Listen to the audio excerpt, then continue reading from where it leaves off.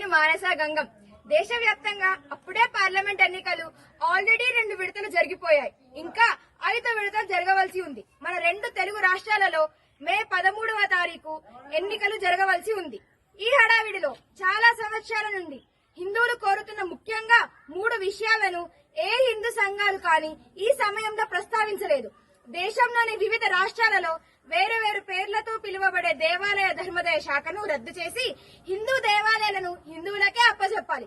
గతంలో మన దేశాన్ని పాలించిన బ్రిటిషర్లు 1863లో రిలీజియస్ ఎండోమెంట్ యాక్ట్ అనే చట్టాన్ని అమలు చేసి మన దేవాలయాలను ప్రభుత్వ ఆధీనంలోకి తీసుకొని దేవాదాయ సంపదలను దోచుకున్నారు. ఆ దోచుకోవటం దాదాపు 160 సంవత్సరాల క్రింద మొదలై నేటికీ కొనసాగుతున్నది.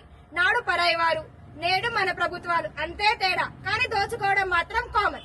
దేశానికి స్వాతంత్రం వచ్చింది, కానీ మన దేవాలయాలకు ఇంకా రాలేదు. ఇది హిందువులందరూ సిగ్గుపడవలసిన విషయం.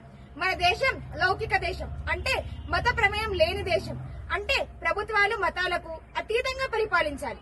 ప్రభుత్వాలు ఎటువంటి మతపరమైన కార్యకలాపాలు చేయకూడదు. దేశంలో ప్రధానమైన మతం హిందూ మతం.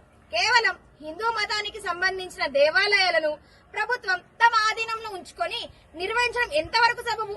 వేరే మతాల వాళ్ళు వారి వారి ప్రార్థనా స్థలాలకు వెళ్లాలంటే ఉన్న పలంగా వెళ్లవచ్చు. కానీ ఒక హిందూ దేవాలయానికి వెళ్లాలంటే జేబులో డబ్బులు చూసుకొని మరీ వెళ్లాల్సిన పరిస్థితి కల్పించాయి ప్రభుత్వాలు.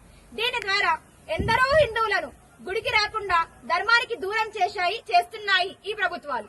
దేవాలయానికి వెళ్లగానే వాహనాన్ని పార్కింగ్ చేయడానికి టికెట్, చెప్పులు ఉంచడానికి టికెట్, ఫోను ఉంచడానికి టికెట్, దేవాలయంలోకి వెళ్లనే లేదు అప్పుడే 3 టికెట్లు, లోనికి ప్రవేశించాక అభిషేకం, హారతి, అర్చన, కళ్యాణం, కొబ్బరికాయ కొట్టడానికి, స్వామివారికి నైవేద్యం నివేదించడానికి అన్నిటికీ టికెట్. ఇక ఆర్థిక సేవలకైతే టికెట్, ఆపై జీఎస్టీ. దేవాలయంలో జీఎస్టీ ఏమిటి? చండాలంగా సిగ్గరిపించట్లేదా? చివరిగా ప్రసాదమైనా ఉచితంగా ఇస్తారంటే అది లేదు, దానికి టికెట్. మీకంటే మా వీధిలో షావుకారు రయం. సరుకులు కొన్న తర్వాత ఒక చిన్న బెల్లం ముక్కనైనా ఫ్రీగా ఇస్తాడు. ఇప్పటికే అన్ని రకాలుగా దేవాలయాలను పీల్చి పిప్పి చేస్తున్న ప్రభుత్వాలు. మొన్న కర్ణాటకలోని కాంగ్రెస్ ప్రభుత్వం దేవాలయ ఆదాయంపై 10% పన్ను చెల్లించాలని చట్టం చేసింది. కానీ బీజేపీ పార్టీ అడ్డుకోవడం వలన ఆ చట్టం ఇప్పటికైతే ఆగింది. పోనీ మీరేమైనా సరిగ్గా నిర్వహిస్తున్నారంటే అది లేదు.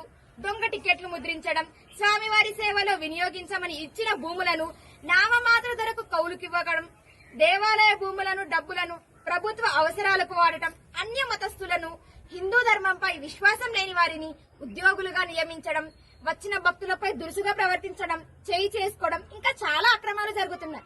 ఇక 2వ విషయం, గోవును జాతీయ జంతువుగా ప్రకటించాలి. అప్పుడే గోహత్యలు ఆపబడతాయి. అలాగే దేశంలోని ప్రతి గ్రామంలో, పట్టణంలో గోశాల నిర్వహించడానికి గోవుల మేత కొరకు గ్రామానికి 5 ఎకరాలు, పట్టణాలకు 25 ఎకరాలు స్థలం కేటాయించాలి. ఇంకా 3వది, గత ప్రభుత్వాలు హిందువులకు వ్యతిరేకంగా తీసుకువచ్చిన రాజ్యాంగంలో మధ్యలో చేర్చిన చట్టాలన్నిటినీ రద్దు చేయాలి.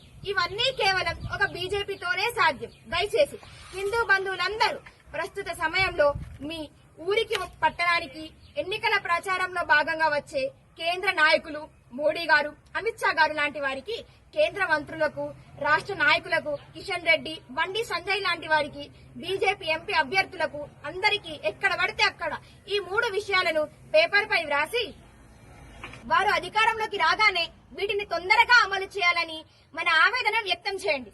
దయచేసి హిందూ బంధువులందరూ వీలైనంత ఎక్కువగా ఈ వీడియోని షేర్ చేసి బీజేపీ పార్టీకి ఓటు వేసి మన హక్కులను సాధించుకుందాం. ఇది ఒక్క బీజేపీ పార్టీతోనే సాధ్యం. అబ్కి బార్ 400 బార్ మోడీ సర్కార్. భారత్ మాతా కి జై. భారతీయ జనతా పార్టీకి జై.